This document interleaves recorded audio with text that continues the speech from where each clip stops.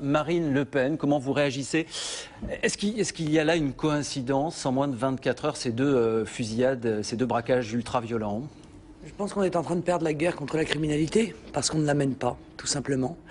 On a abandonné l'idée du renseignement que l'on a réservé au terrorisme. C'est bien de faire du renseignement pour le terrorisme, mais il fallait continuer à en faire sur la criminalité. Alors ça n'est plus le cas aujourd'hui.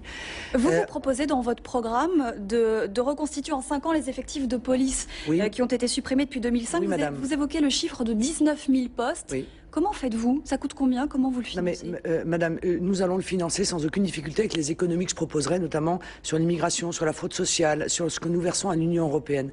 Mais permettez-moi, sur un sujet aussi grave que celui-là, de sortir un tout petit peu des chiffres pour vous dire que c'est pas seulement un problème de nombre de policiers et de gendarmes, c'est aussi les ordres qu'ils ne reçoivent pas, qu'ils ne reçoivent plus du pouvoir politique. La réalité, c'est qu'on a désarmé moralement notre police. C'est qu'on lui fait peur. Aujourd'hui, les policiers ne se défendent même plus. Ils n'osent même plus être en situation de légitime défense. Le ministre les défend toujours, Sarkozy jadis. C'est faux, monsieur Barbier. Dès qu'un policier se défend face à un criminel, il est convoqué devant sa hiérarchie, il est immédiatement mis en examen. Et moi, je suis pour la mise en place d'une présomption de légitime défense pour les forces de l'ordre.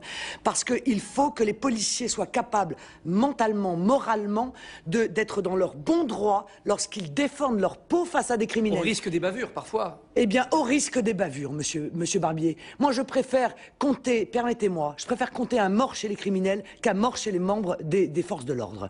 Moi, ce que je vois à Vitrolles, c'est que, eh bien, les policiers n'ont pas osé se défendre parce qu'ils savent qu'ils y risquent leur carrière. Ce que je vois, c'est qu'il y a quelques semaines, une jeune policière a été tuée à coups de sabre, hein, et qu'avant de la tuer, le fou en question avait blessé 2 autres personnes. Et les policiers n'ont pas osé arrêter cet homme-là avec une arme, tout simplement parce qu'ils ont peur d'être eux-mêmes poursuivis devant la justice. Ça n'est pas possible aujourd'hui.